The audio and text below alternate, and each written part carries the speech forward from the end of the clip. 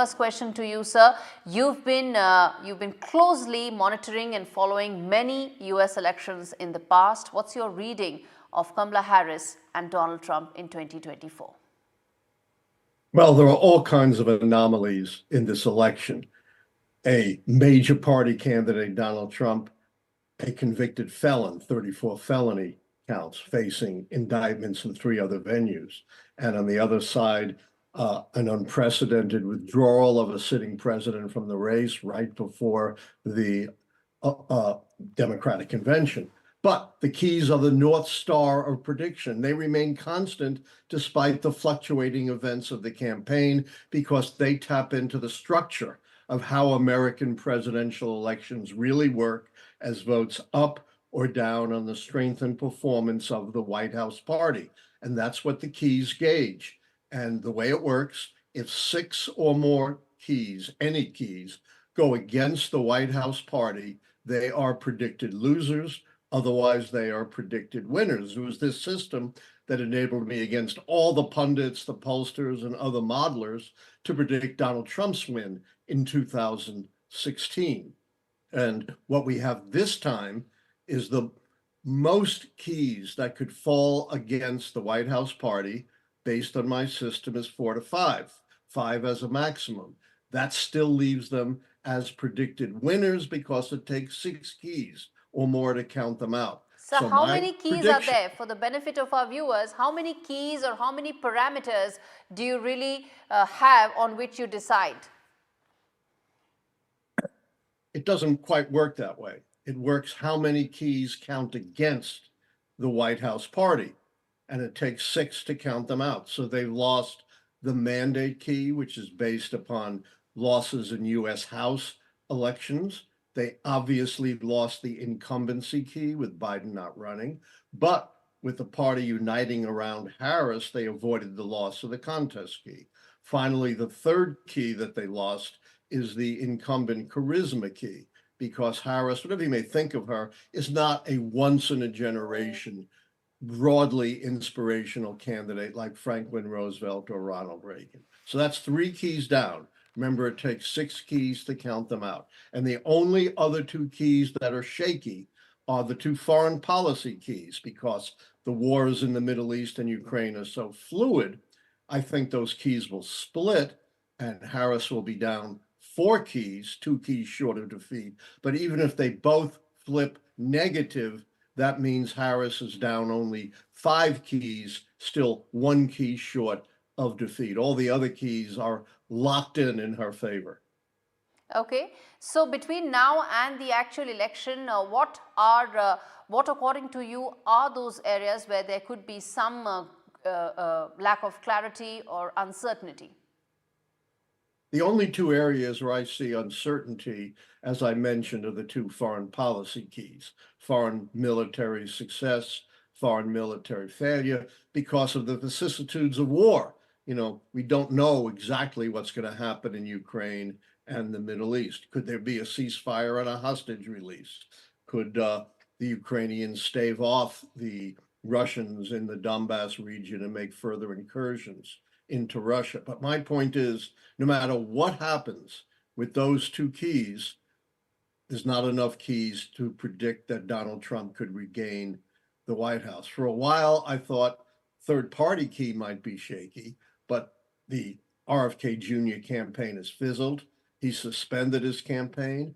For a while, I thought the social unrest key might be shaky, but demonstrations at the Democratic convention, turned out to be underwhelming, and the campuses have been very quiet. Nothing approaching the massive sustained social unrest that calls into question the stability of the country. That's what it would take to turn that key. What about the economy keys? There's the short-term economy, the long-term economy, an area that the Republicans have been really focused on and making it a cornerstone of their campaign. Yeah, the point of the keys is we don't pay attention to the campaigns. Based on the campaigns, Hillary Clinton should have won overwhelmingly in 2016. She won every debate. She had a better ground game. She was more experienced. She raised more money. She had more ads. My two economic keys are statistical. They're very specifically defined. The short-term economy key says there's no recession in the election year, and the National Bureau of Economic Research that tracks those things has not called a recession. You can't have a recession in just a couple of months. It takes much longer than that for a recession to take hold. So that key is solid. The long-term economy key is also statistical. It asks whether the real per capita growth during the current term is at least equal to that of the average of the previous two terms, and per capita growth under Biden is double or more that of the average of the previous two terms. You know, I don't take into account these fluctuating polls or what the campaigns are doing. And this is exactly what I was going to ask, that while speaking to you, it looks like almost a certainty that Kamala Harris is coming she's winning this election, but some of the polls seem to suggest that it's pretty much neck and neck between Donald Trump and Kamala Harris. That's the beauty of the keys. They're not poll dependent. You know, look how the polls misled the poll dependent predictors in 2016. The most eminent among them, the Princeton University Consortium of professors, headed by the great Professor Sam Wang, gave Clinton, based on the polls, a 99% chance of being the next president. And Professor Wang said, if I'm wrong, I'll eat a bug on national television. And to his credit, he did. Then you have this clerk, Nate Silver, who just compiles polls and believe he's a great prophet. And he had Hillary Clinton overwhelmingly likely to win. And then when she loses, he said, see, I told you there was a 20, 25, 30% chance that she would lose. So it's meaningless. He can never be right and he can never be wrong. The keys stand above all of that. They called George H.W. Bush's election in 1988 when he was 17 points down in the polls to Michael Dukakis in June and July of the election year, and every pundit and pollster had written him off.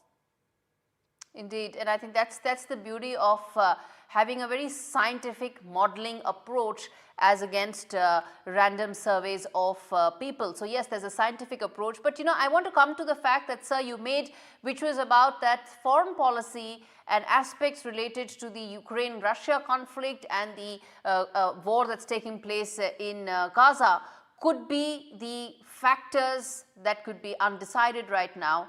To explain to us what could be the impact that they may have in changing, if at all, your prediction? No matter what happens with two foreign policy keys, success and failure, it will not change the prediction. As I said, right now I see the keys as split, which would be 4 keys. But even if they both flip, things go really sour in both of those wars, that would only be 2 more negative keys on top of the 3 she now holds. That's still only 5 keys, not enough to predict her defeat. So while things could change in wars, they always can, they will not affect my prediction that Kamala Harris will be the next president of the United States. The Democrat camp would be delighted to hear this prediction, especially because you've got so many in the past absolutely right. But in the spirit of fairness, if the Republican campaign is listening to this, so what, according to you, could they do, because there's still 2 months left to at least come close to any of what you're saying, sir? There's really nothing they can do. That's the whole point of the keys. It's fundamentally different from all the conventional wisdom about elections, all the wisdom that the media spends hundreds of millions of dollars covering the campaign every day, as though it was a horse race with candidates sprinting ahead and falling behind. The big message of the keys is it's governance, not campaigning, that counts. And you're looking at the governance of the White House party and things like the economy, foreign policy, social unrest, policy change, scandal, not the events of the campaign. And that's what makes it different from all the conventional wisdom in predicting elections. I'm not fluctuating my predictions based on the day-to-day events of the campaign. You cannot, and no one has ever been able to successfully predict an election outcome by looking at the campaign. Impossible. All right, Mr. Allan Lichtman, appreciate you joining us to decode the election and taking out the time and speaking to us.